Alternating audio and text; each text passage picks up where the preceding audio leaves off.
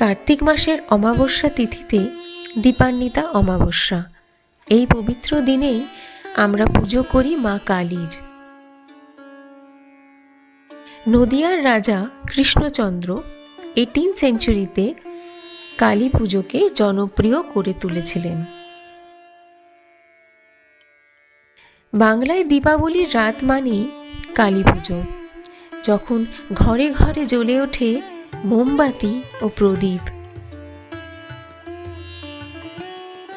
এই আলো আমাদের মনের ভেতরের সব অন্ধকার, হিংসা, অহংকার সব কিছুকে দূর করে দেয়।